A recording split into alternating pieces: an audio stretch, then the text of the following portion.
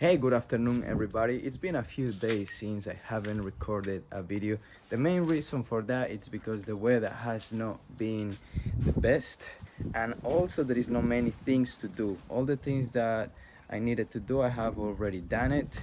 Maybe there is a small things to do, but nothing really happening. So today I decided that I wanted to talk about my composting bins. So the topic of today is composting, my composting system, the system that I have at the moment. So my composting system consists of these two big bins and a worm farm. So it's a small worm farm, but it's really nice. You get a lot of worms in there, and they do a really good job. And whatever you harvest from there is really good quality compost. Same as here. What you get in here is quite nice, and it's a lot of worms in here when you dig inside. So my experience with these beans has been okay. It has not been the best, but it's been not like too bad. The only problem that I have had with these beans is these connectors. Unfortunately, these connectors are not working as well when the bean is too full. Or to be honest, I don't know how I could fix this or make it better, but it seems that now I am seeing these problems coming with these beans, unfortunately. If you ask me what I would recommend for composting, I would recommend you a bin that is rounded, so it doesn't have any panels. So this one is 4 panels connected to each other, and they form that bin that you see in there. But the other one is just a simple rounded bin, and you just put it in there. So I mean, the disadvantages of that bin is that you cannot transport it easily. You can put it in your car, most likely it will fit in there, but if maybe, I don't know, you don't have as much space in the car, or you just want to be practical with things, that one is not going to be undone. It's just a rounded big thing that you have to take everywhere. You have to find a way to do it. But with these ones you get 4 panels, and you can undo them very easily and just simply transport it anywhere you want. Unfortunately, the panels, and as I said, the securing system of it is not working as I wish, but it is what it is, and I just have to adapt and try to find a way to work with it. So my composting system is pretty simple, I will say. I've been into gardening for the last 4 years, I think, the last 4 seasons, four summers, and I think my knowledge about composting it's getting there, it's getting better.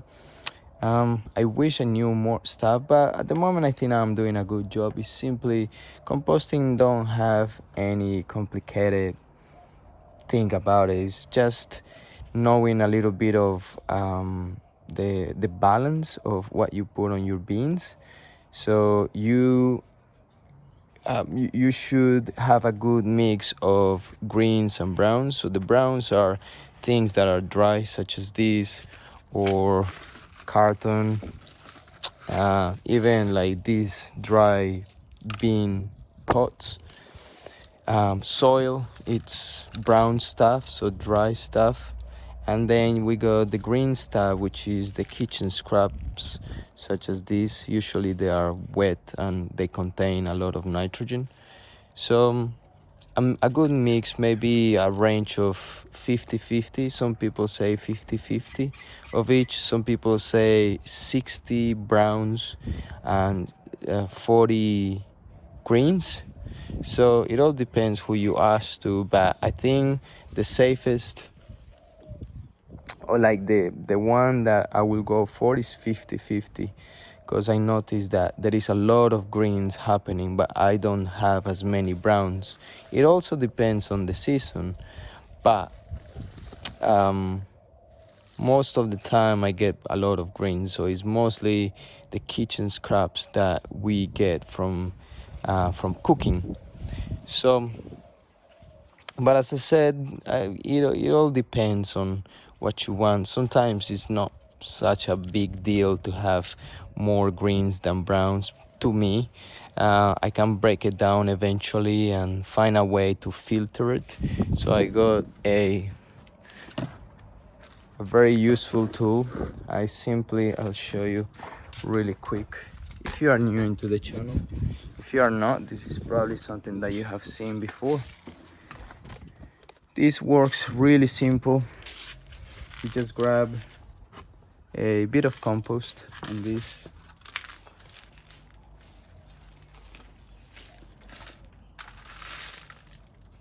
and then you just shake it, and then you get all the fine compost down there.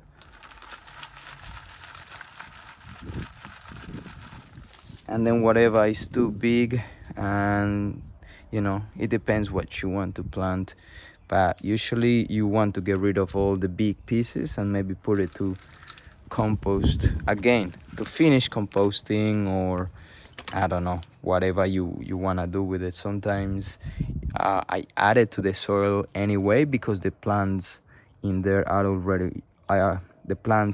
already established. But for example, you want to plant some carrots, and carrots like fine compost, they like fine soil. They don't want to struggle when they are growing because the roots try to grow down, and if there is something that maybe like a rock or something that is hard to pass, the carrot will maybe get a weird shape, or it will not grow at all if the soil is too it's too hard. So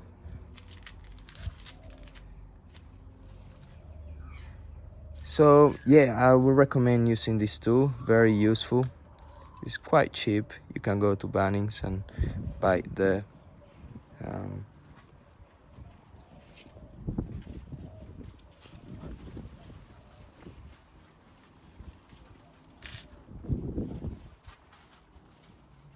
just give me a minute. I think I got bitten by something, so I'm quite concerned that it may be like a spider or something, but I'm feeling okay at the moment. But anyway,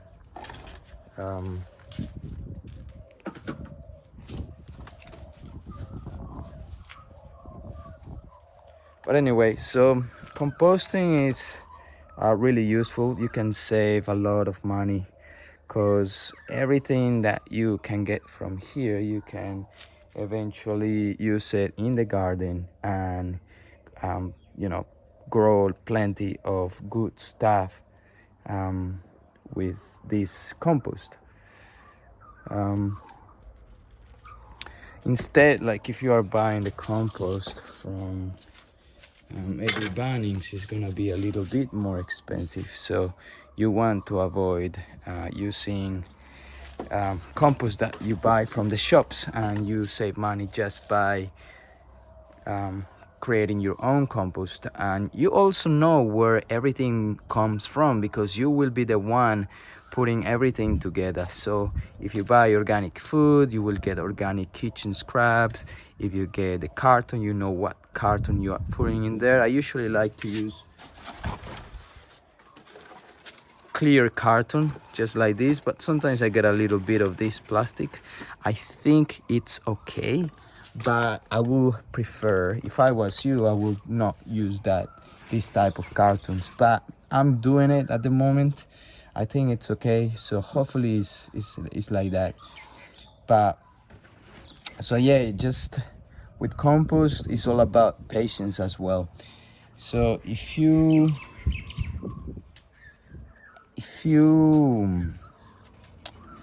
have a big garden, I would recommend to have a few compost bins, because it also depends how many people lives in your house and how much compost you want to get. But If you have a big garden, you will want to try to create as much compost as you can, so you can replace that for the next season, the next spring, when everything is growing. Maybe during winter you can apply the compost. So I would recommend a few bins that you can use and get plenty of compost depending on the size of your garden.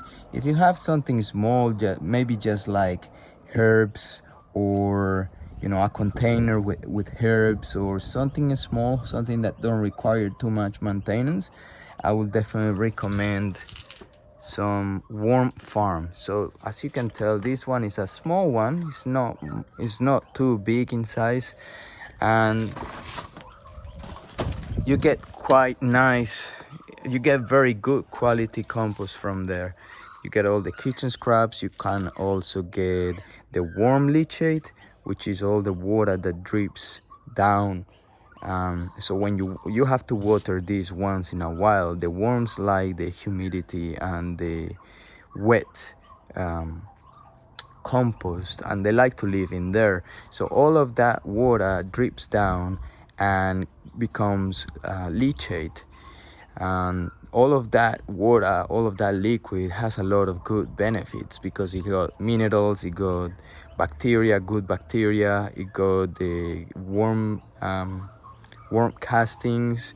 So it's all like the liquid form of all the nutrition that this worm farm has, but in the liquid form. So you can apply that directly into your plants, and that will benefit the plant as much quicker compared to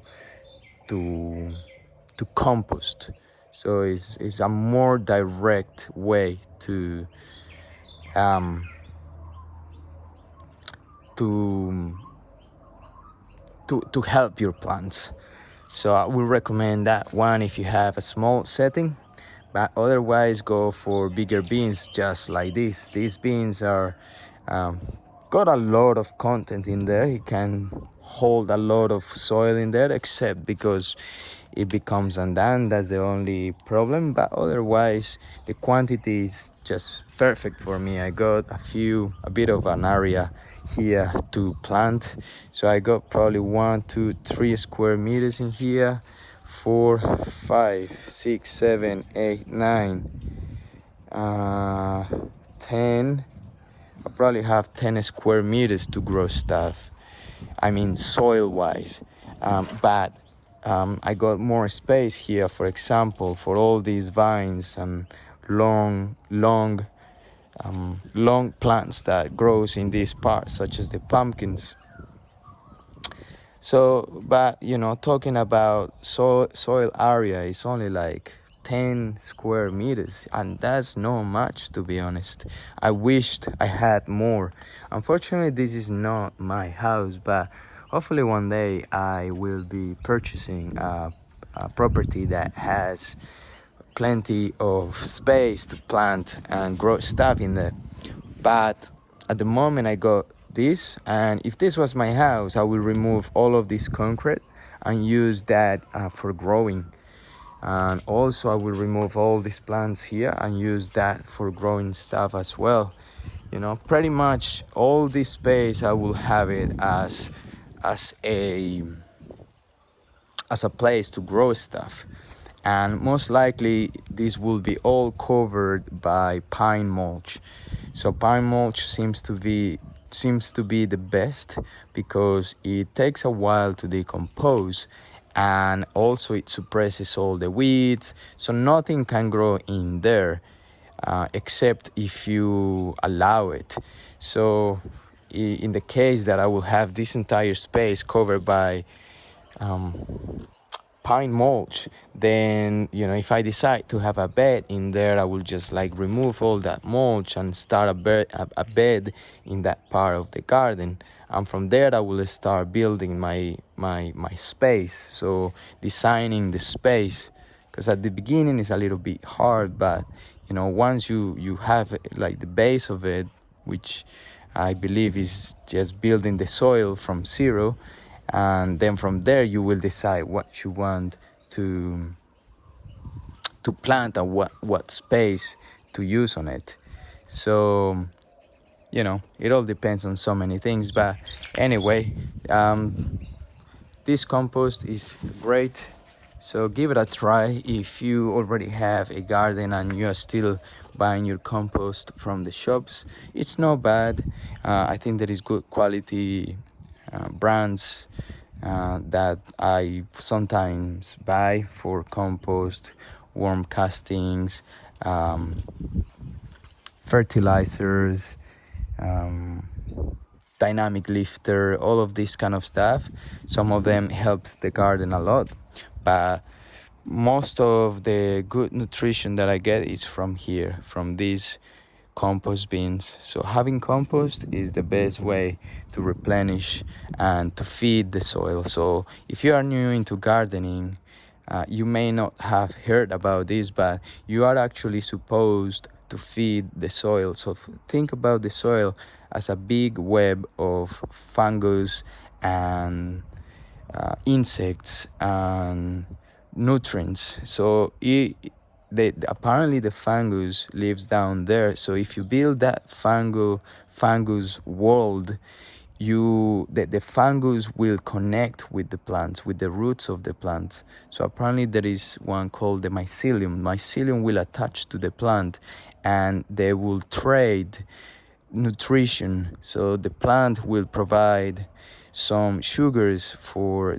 the mycelium, and the mycelium will in exchange will provide some nutrients that the plant needs. But those nutrients are the mycelium can transport all those nutrients from very far away. Depends on how healthy the web is, but they can transport all those nutrients to your plant. So that's why having good soil, feeding the soil, it's the best way that you can improve your garden. So by doing composting, it's one of the best ways that you can improve that.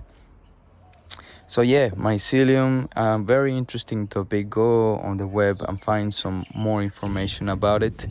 But at the moment, I can tell you that the mycelium will transport nutrients, will make your plant stronger, will give all the necessary things. So they all work with each other in order to succeed and to grow and to survive. So it's amazing how nature works, and I believe it's a very interesting world to see and to try to copy, because by helping each other they just give something that they are missing, and it's just great. So anyway, I'm gonna stop there.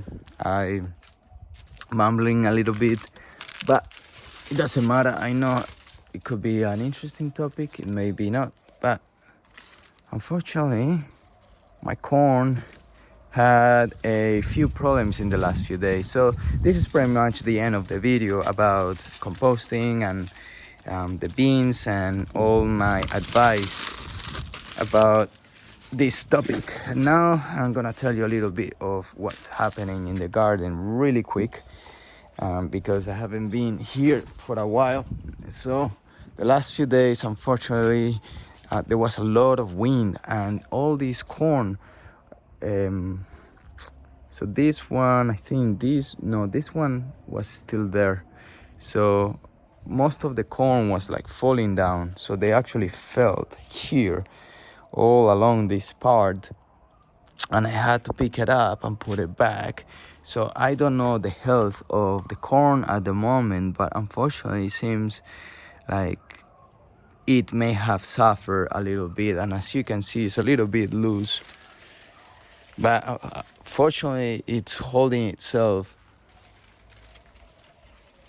against that fence. So one thing that I can learn from this is that maybe I should plant the corn seed a little bit deeper.